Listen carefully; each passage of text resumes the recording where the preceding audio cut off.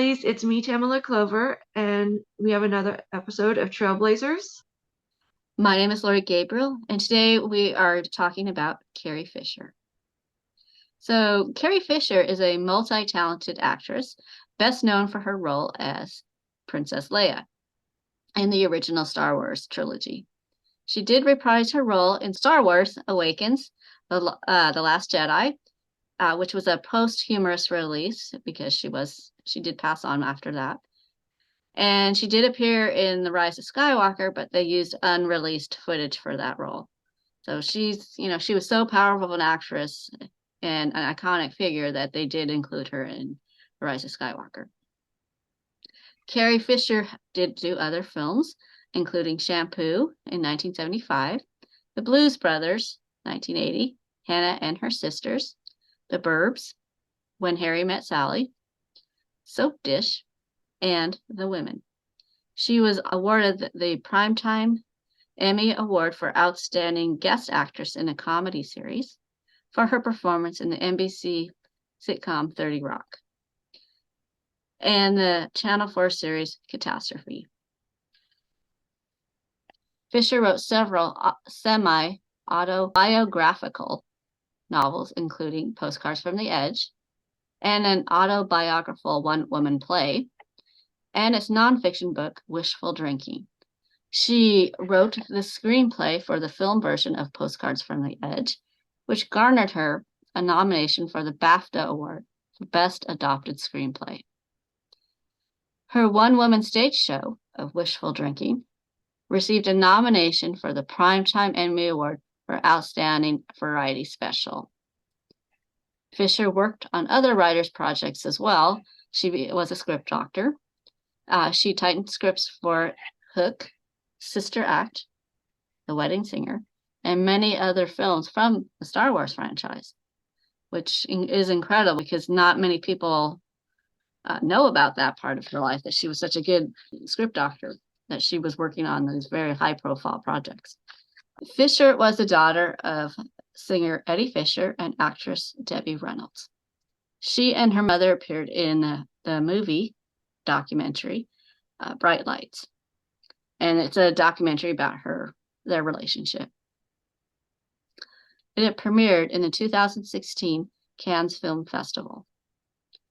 She earned praise for speaking publicly about her experiences with bipolar disorder and drug addiction.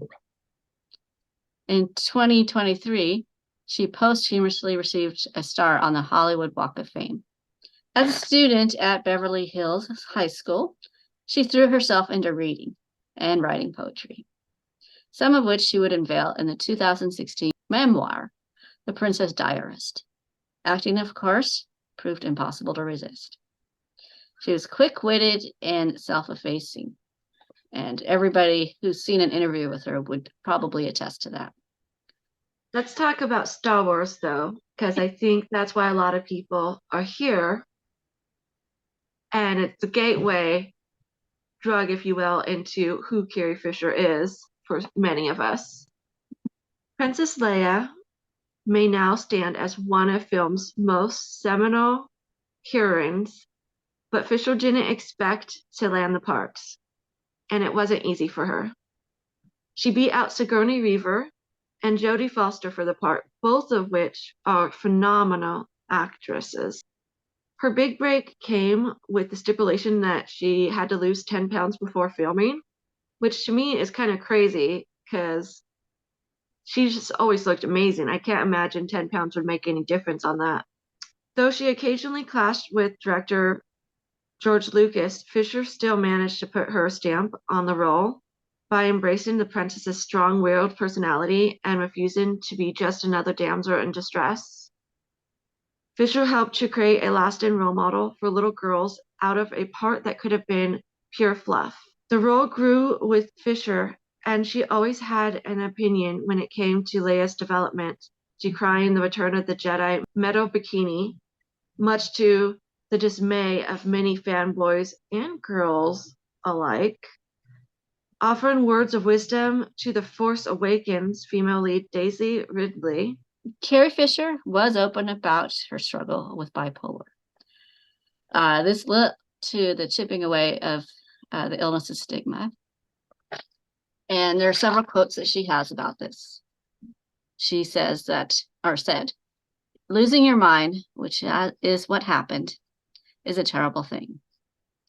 But once it's gone, it's fine. It's completely fine because there's no part of you left that knows the rest of it is missing. Powerful and sad, and is knowing that that's what happened to her. It's just, I wish we could rescue the princess again. Fisher let people know that it was okay if their brain chemistry was a bit off, and they didn't feel like they fit in because of it. Dr. Terence Ketter, a professor of psychology at Stanford and chief of their bipolar disorder clinic, has stated that Miss Fisher was an important advocate in terms of decreasing the stigma surrounding bipolar disorder. One of the things she did was medicalize the problem and not see it as a character flaw. And linking it to creativity, but not romanticizing it, helps show that there might be some kind of a silver lining. Carrie Fisher goes on to say, or she had said, I have a chemical imbalance that, in its most extreme state, will lead me to a mental hospital. I used to think I was a drug addict, pure and simple. Just someone who could not stop taking drugs willfully. And I was that. But it turns out that I am severely manic depressive. So, as the doctor said, there was a silver lining. Despite her many hospitalizations and the highs and lows of her disorder, Star Wars actress exuded strength that was inspiring to many. She has stated, I outlasted my problems. I am mentally ill. I can say that. I am not ashamed of it. I survived that. I'm still surviving it, but bring it on. Better me than you. So she was definitely a fighter. Fisher was always accompanied by her loyal service animal, a French bulldog named Gary. She has stated that they took care of each other. So Gary was definitely an emotional support dog. And I love that she called him Gary because her name is Carrie, so it's Carrie Fisher. And fun fact, Gary originally belonged to her Carrie's daughter, Billie Lord. So Carrie went and took the dog, and now it became hers. So the actress fiercely defied the notion that people with mental illness can't live full, productive lives, just like anybody else. She also normalized taking medicine. By virtue of simply talking about it, taking medication or the prospect of it can be a source of shame for many. And Fisher said, it's okay. She is quoted as saying, there is treatment and a variety of medications that can alleviate your symptoms. If you're manic, depressive, or depressive, so you can lead a normal life, whatever that is. She's gotten to the point where she can live a normal life, where her daughter can rely on her for predictable behavior, and she has stated that's very important to her. To Julie Fast, a bipolar disorder expert and author who also has the disorder, Fisher's willingness to share both the light and the highs and lows of her life was revolutionary for millions of people. Fast states she changed the world. There was a connection with her because of her openness that I've never seen with anyone else except Patty Duke. They were so human and kind in describing their mistakes. And it helped those of us with bipolar not feel so stupid or worthless or unable to succeed. Fisher said that the key to survival is reaching out for help when you need it and to never, ever feel embarrassed by it. The only lesson for me or anybody is that you need to If you need help, get it. It's not a neat illness. It doesn't go away. I'm just lucky this hasn't happened more. I don't know if there are setbacks or steps forward. I'm not embarrassed, she said. Think of it as an opportunity to be heroic, to be your own Princess Leia. I just put that in. Not I survived living in Mosul during an attack heroic, but emotional survival. An opportunity to be a good example to others who might share our disorder.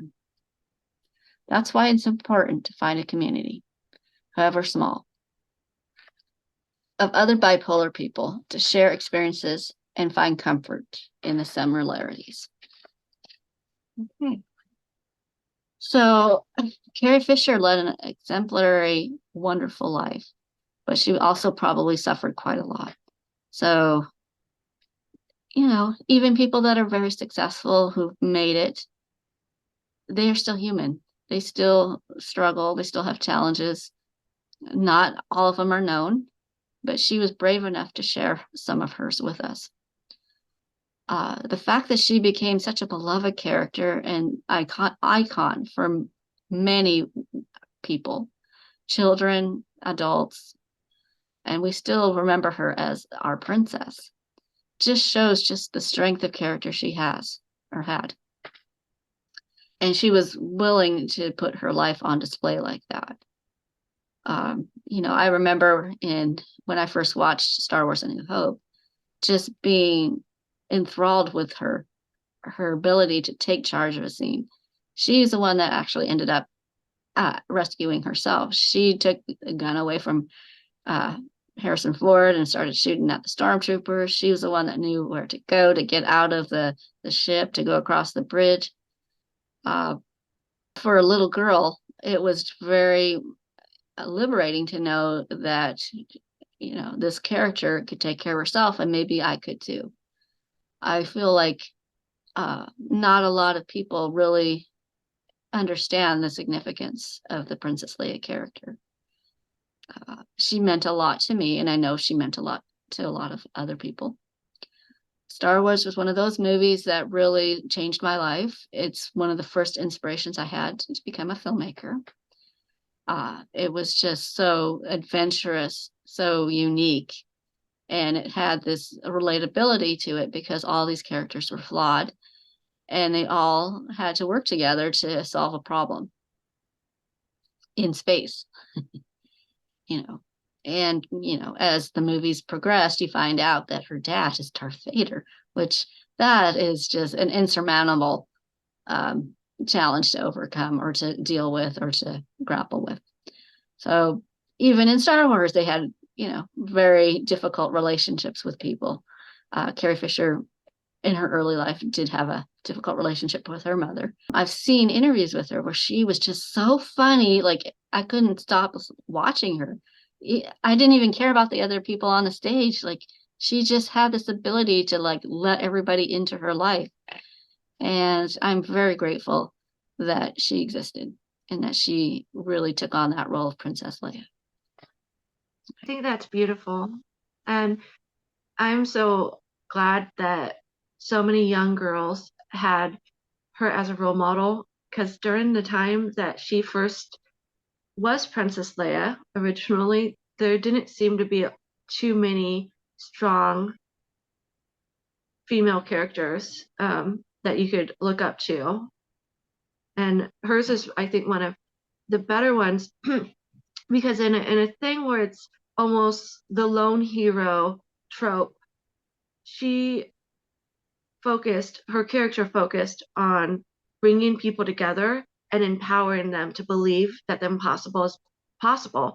And I feel like that's something that she did in her personal life. And I am, again, so happy that you picked her. I didn't know all the things about her mental health, but to me, that really resonates deeply as somebody who has mental health conditions and who knows what it's like to be untreated with those, as well as neurodivergent conditions, and to just not have the support or the community. And the kind of lows that that can take you, and also how hard it is to put yourself out there when there's still so much stigma. And she was doing that back when the stigma was even greater. She's definitely somebody who seems to have helped a great deal in lessening that, especially around bipolar, which is there's just some conditions that people don't even want to really tackle, which is unfortunate in the mental health field, because I think Carrie Fisher is right that there is hope for anyone struggling with mental health conditions. There is things that can work. You just have to try things until you find the thing that works for you. And for a lot of people who are marginalized or grew up impoverished, there's a stigma against going to doctors or having medicine. And so having somebody who is a role model say, no, it's okay, go ahead and do this, I think that is really profound. And I would imagine brought a lot of people to the resources they needed to survive that otherwise wouldn't have, sorry, that wouldn't have done that. So I just think she's amazing. Yeah. All right. Thank you, everybody, for coming along on our journey and letting us share our stories about Carrie Fisher. And, she was a human being that had struggles. She did pass away, which is sad and tragic. She actually passed away a day before my birthday. Mm. Yeah, I remember that, and it was not a good birthday. I will say that, she still, like she was very much a family person. She and her mother communicated daily, and she really loved her daughter and thought she was an exceptional talent. So, her career wasn't the only thing in her life. And I think that also needs to be shared that she did have, both worlds in her life, which is amazing. So I think at this point, we're going to we welcome comments. We'd love you to subscribe to our channel.